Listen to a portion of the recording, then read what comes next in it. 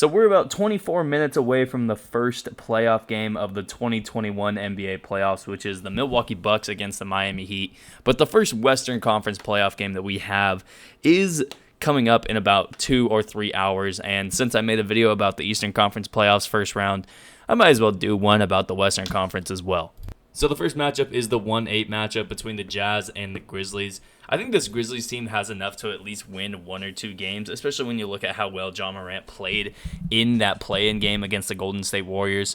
If Dillon Brooks can do a decent job against Donovan Mitchell, then the Grizzlies will have a chance just because of the fact that defensively they actually play really well. Jaren Jackson is finally looking like he's coming back to fuller strength. He's probably not full strength yet, but he's at least coming back to fuller strength, And, that should be enough to win 1 or 2 games, especially 1 or 2 at home in Memphis. But I think Utah's probably going to win this series about 4-2 or 4-1.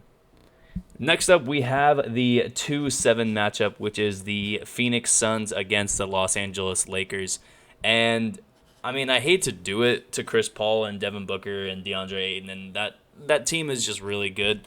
Monty Williams should probably be the coach of the year. Chris Paul should be in the MVP conversation. Devin Booker is a really good player. DeAndre Ayton has broken out this year in terms of being a third star player on a team. But it's just the fact that, unless LeBron gets injured throughout this playoff run, which God forbid, nobody wants that to happen. But, that's really the only thing it would take for Phoenix to be able to win this series. I think it's probably going to go 6 or 7 games, but going against LeBron in the first round has not been a good call ever in his career. Going against LeBron to not even make the finals for the past 12, 13 years, that's just not been a good call to make. So I got LeBron winning this series, probably 4-2 or 4-3. Next up is the 3-6, and this is a really interesting matchup between the Denver Nuggets and the Portland Trail Blazers. On one side, you have a Nuggets squad that's basically just Nikola Jokic, Aaron Gordon, and Paul Millsap. They've got some other decent players. Michael Porter has played well this year, but when you look at Michael Porter, if he can consistently do what he was doing in the regular season, and in the regular season he wasn't necessarily the most consistent guy at doing it either, but if he can do that in the playoffs, then the Portland Trail Blazers are really going to have a tough time in terms of being able to win this series.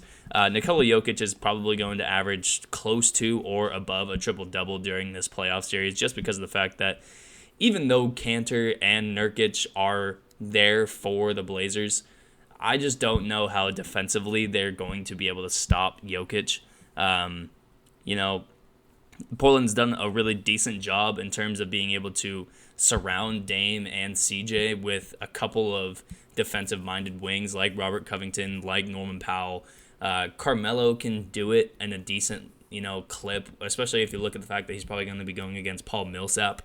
He'll be able to defend decently against Paul Millsap, I think. But the thing about it to me is I don't know who on Denver's side is going to be checking Dame and CJ all game. If Mike Malone decides to throw out Facu Campazzo and try to stop Damian Lillard, this Denver Nuggets team is not going to win the series. If Facu Campazzo is out there trying to guard CJ McCollum, this team is not going to win the series. If Denver does not keep out a lineup that has 4 of either Jokic, Michael Porter, probably Will Barton, just because defensively he's better than Facu Campazzo, probably Monte Morris, and then throw in either Paul Millsap, maybe throw in whoever you want. If Facu Campazzo is in the top 6 or 7 rotation for this Denver Nuggets squad, they will not win the series. I'm just throwing that out. I think Portland is going to win the series anyway because I just don't know if Denver... I forgot Aaron Gordon is on this Nuggets team, so throw him into that 5-man rotation. But I just don't think Denver is going to win this series. Denver has never... over the past few years, Denver has not played well against Portland in the playoffs. That's just a fact. Whether you look at the fact that they had home court advantage or not, Denver just does not play well against the Portland Trailblazers in the playoffs. So with that being said, I'm going to have the Trailblazers winning this series in 7 games. Probably final game coming in Denver. Heartbreaking loss for the Nuggets and Jokic, who should be the MVP. So next up is the 4-5 matchup between the Los Angeles Clippers and the Dallas Mavericks. This Mavericks team is a lot better compared to where they were last year when they played the Clippers in the playoffs, and they still pushed the Clippers to, I believe, 5 or 6 games. A lot of that had to do with the fact that Luka Doncic was probably the best player on the court last year in that series, and he kind of won them 1 or 2 games. So, with that being said, now you throw in Kristaps Porzingis, now you add JJ Redick to this team, now you have Jalen Brunson and Tim Hardaway Jr. playing above where they were last year. Now you have Trey Burke being a solid bench piece.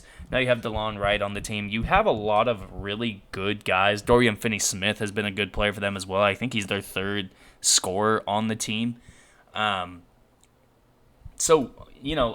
This Dallas team, I think a lot of people think the Clippers are just going to walk past this Dallas team, maybe lose 1 or 2 games. But I think there's a really good chance that this Dallas Mavericks team, Luka is one of the few players that are good young stars right now in the league. He's one of the few guys that hasn't really made any playoff noise. Donovan Mitchell did it his rookie year. Donovan Mitchell has been making playoff noise pretty much since he came into the league. There's a lot of young stars in this league right now who have had playoff success, at least more than Luka Doncic. And I think Luka is kind of looking around saying, me and Kristaps are really the only guys who aren't winning right now. We're the only dynamic duo that is 2 star players that aren't really getting it done in the playoffs. I think they're going to kind of take that to heart, especially Luka Doncic.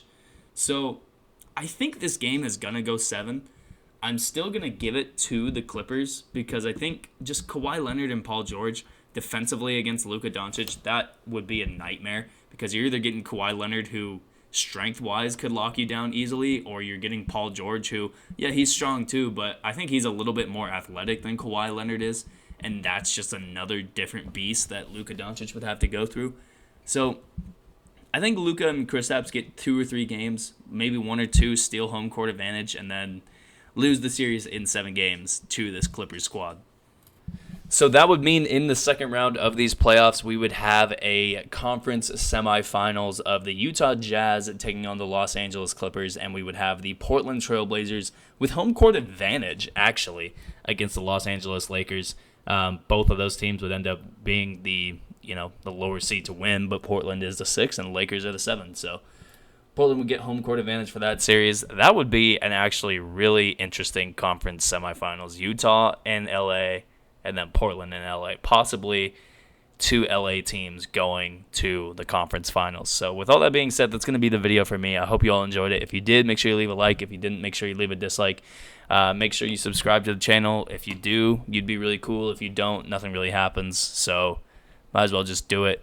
And I'll see you in the next video. Peace.